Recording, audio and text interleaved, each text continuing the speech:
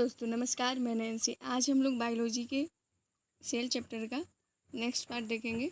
इसके पहले हमने बायोलॉजी में सेल चैप्टर को शुरू कर चुके थे। तो जैसे कि आप लोगों को पता है कि कंप्लीट लूसेंट सीरीज हो रहा है, जो काफ़ी ज़्यादा इम्पोर्टेंट है हमारे एग्ज़ाम पॉइंट ऑफ व्यू से, और इससे हर एक एग्ज़ाम्स में क्वेश्चन पूछे जा रहे हैं। इवन यूपीएससी में भी लूसेंट से क्वेश्चन आते हैं। इसके PYQ से आप लोगों को पता होता ही होगा, किसी भी state PCS, Bihar SI, SSC, railway, NDA, इन सारे एग्ज़ाम्स में लूसेंट से क्वेश्चन आते हैं। तो हम सेल चैप्टर का नेक्स्ट पार्ट देखते हैं, जो काफ़ी ज़्यादा महत्वपूर्ण है हमारे एग्जाम पॉइंट ऑफ व्यू के लिए।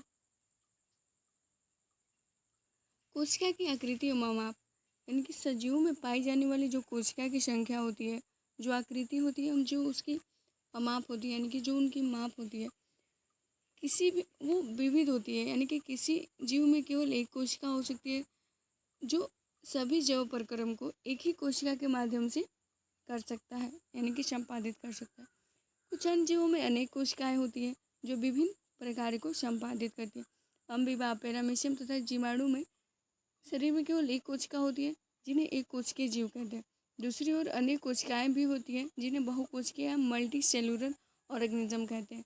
बहुकोशिकीय जीव के शरीर में लाखों की संख्या में कोशिकाएं होती हैं। इनकी जो बहुकोशिकीय पौधे तथा जंतु की कोशिकाएं विभिन्न आकृति की हो सकती हैं, यानी कि जो कोशिकाएं होती हैं उनका जो शेप होता है वो अलग अलग होता है। अधिकतर जो कोशिकाएं होती हैं वो गोलाकार की होती हैं, परंतु बहुत अधिक भिन्नता भी होती है कोशिकाओं में। कोशिकाएं घनाकार या स्तंभाकार हो सकती हैं। कुछ जंतु कोशिकाएं लंबी तथा शिखान्वित भी हो सकती हैं, यानी कि उनकी ब्रांचेज भी होती हैं। अधिकतर कोशिकाएं अति सूक्ष्म, जो समानता किसी युक्ति के बिना आंखों द्वारा दिखाई नहीं देती। कुछ सेंटीमीटर लंबी कोशिकाओं को भी केवल सूक्ष्मदर्शी की सहायता से ही देखा जा सकता है। अब हम जानते हैं कौन सी कोशिका सबसे छोटी होती है। जो माइकोप्लाज्म के जीवाणु में पाई जाने वाली कोशिका जो सबसे सूक्ष्मतम कोशिका है। जंतुओं की पेशी तथा जूट एवं सन जैसे पौधे के रेशे में कोशिकाएं जो सेंटीमीटर लंबी होते हैं। अंडे में जो आप लोगों ने पीला येलो कलर का जो भाग देखा होगा, वो भी एक कोशिका के द्वारा ही बना होता है। इसी कारण से जो शुतुरमुर्ग का अंडा होता है 170 mm का, वो सबसे बड़ा अंडा, सबसे बड़ा कोशिका कहा जाता है, यानी कि वो सबसे बड़ा। तो हम लोगों ने इसमें दो चीज़ों को देखा कि माइक्रोप्लाज्म सबसे छोटा कोशिका होता है, जबकि शुतुरमुर्ग का अंडा 170 mm का सबसे बड़ा कोशिका होता है। अब हम नेक्स्ट देखते हैं कोशिका सिद्धांत को। कोशिका सिद्धांत 1838 में जर्मन वनस्पति विज्ञान शास्त्री MJ स्लाइडे तथा 1839 में जर्मनी के ही जंतु विज्ञान शास्त्री थियोडर स्वान ने, इन दोनों ने मिलकर कोशिका सिद्धांत दिया था, जिसमें 4 कोशिका सिद्धांत है। प्रत्येक जीव के शरीर एक या अनेक कोशिकाओं का बना होता है, ये हम लोगों ने ऊपर देखा है। प्रत्येक जीव की उत्पत्ति एक कोशिका से ही होती है, यानी कि एक कोशिका के माध्यम से ही प्रत्येक जीव बनते हैं। कहीं न कहीं कोशिका की मौजूदगी होती है। प्रत्येक कोशिका एक स्वाधीन इकाई है तथा सभी कोशिकाएं मिलकर काम फलस्वरूप एक जीव बनाती है, यानी कि एक कोशिका से एक कोशिकीय जीव बनते हैं और बहुकोशिकीय से भी एक ही जीव बनते हैं, और वो सब मिलकर अपने अपने कार्यों का निष्पादन करते हैं और एक जीव बनाते हैं। हम देखते हैं कोशिका की उत्पत्ति जिस क्रिया से होती है उनमें केंद्रक, मुख्य अभिकर्ता या सृष्टिकर्ता होता है। तो जो कोशिका की उत्पत्ति होती है उसमें न्यूक्लियस पाया जाता है, जो उसका मेन क्रिएटर होता है कोशिका का। कोशिका सिद्धांत के अपवाद को देख लेते हैं, जिससे बहुत सारे क्वेश्चन एग्जाम्स में आते हैं। कोशिका सिद्धांत के अपवाद। पारंपरिक अर्थों में कोशिका सिद्धांत एक सिद्धांत नहीं वरन एक तथ्य है। विषाणु कोशिका सिद्धांत का अपवाद है, क्योंकि इसमें कोशिका नहीं होता है। तो आप लोग ध्यान रखिएगा, विषाणु में कोशिका नहीं पाए जाते, यानी कि वायरस में। एवं सर्वथा संक्रामक परजीवों में होता है, जबकि विलगित अवस्था में निर्जीव होता है, यानी कि जब इसको कोई परजीवी मिल जाएगा ना, तो ये संक्रामक रूप में काम करेगा, यानी कि इंसान को रोगी बना देगा। जबकि विलगित, यानी कि कोई अगर उसे नहीं मिला ना, कोई परजीवी उसको कोई जीव नहीं मिले विषाणु को, तो वो विलगित अवस्था में रहेगा, यानी कि निर्जीव अवस्था में। विषाणु ऐसे प्रारंभिक सूक्ष्म जीव हैं जो कि कोशिका की अवस्था तक नहीं पहुंच सकते, यानी कि विषाणु ऐसे प्रारंभिक जीव हैं जो जिनमें कोशिका पाया ही नहीं जाता है। नेक्स्ट है कोशिका का प्रकार, यूकैरियोटिक और प्रोकैरियोटिक, जो काफ़ी ज़्यादा महत्वपूर्ण होने वाला है। प्रोकैरियोटिक के बारे में हम देख लेते हैं।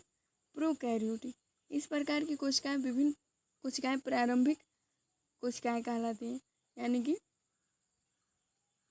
प्रिमिटिव कोशिका कहलाती है प्रोकैरियोटिक। यह सरल रचना वाली कोशिका, इस प्रकार की कोशिका में स्पष्ट केंद्रक का अभाव होता है, यानी कि केंद्रक नहीं पाया जाता।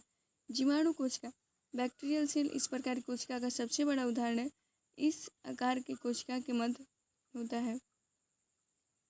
इनमें पाए जाने वाले अनुवांशिक पदार्थों द्वारा निर्मित गुणसूत्र कोशिका द्रव के विशेष होते हैं। इस क्षेत्र में न्यूक्लियोड कहते हैं।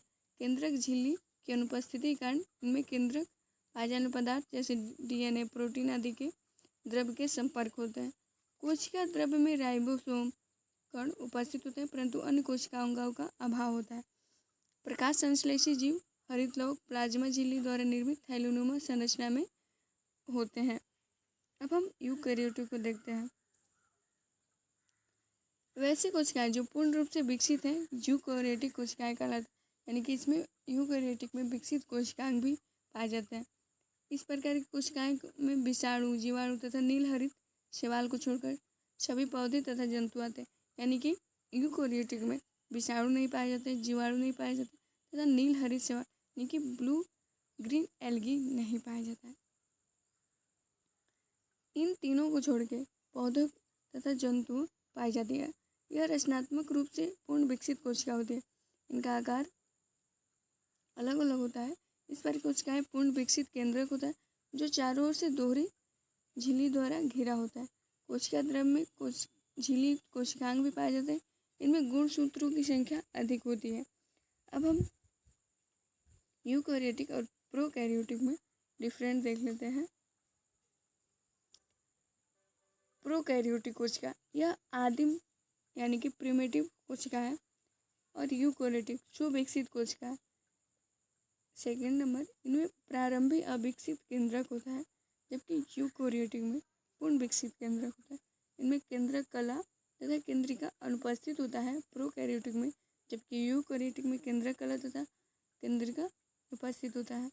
प्रोकैरियोटिक में झिल्लीयुक्त कोशिका, अंग, गोल्जी तंत्र, एंडोप्लाज्मिक रेटिकुलम, लाइसोसोम, हरित लौक, माइटोकॉन्ड्रिया आदि नहीं होते, जबकि यूकैरियोटिक में झिल्लीयुक्त कोशिका, गोल्जी तंत्र, एंडोप्लाज्मिक रेटिकुलम, लाइसोसोम, हरित लौक, माइटोकॉन्ड्रिया ये सब उपस्थित होते हैं, यानी कि विकसित कोशिकांग यूकैरियोटिक में ही उपस्थित होते हैं। प्रोकैरियोटिक में समसूत्री विभाजन नहीं होता है, जबकि यूकैरियोटिक में समसूत्री विभाजन होता है। प्रोकैरियोटिक में श्वसन तंत्र प्लाज्मा झिल्ली में होता है, जबकि यूकैरियोटिक में श्वसन तंत्र माइटोकॉन्ड्रिया में होता है। प्रोकैरियोटिक में प्रकाश संश्लेषी तथा आंतरिक झिल्लियों में होता है तथा हरित लौक अनुपस्थित होता है, जबकि प्रकाश संश्लेषी तंत्र हरित लौक यूकैरियोटिक में उपस्थित रहता है। प्रोकैरियोटिक में राइबोसोम 17 इस प्रकार का होता है, जबकि यूकैरियोटिक में राइबोसोम 80 इस प्रकार का होता है।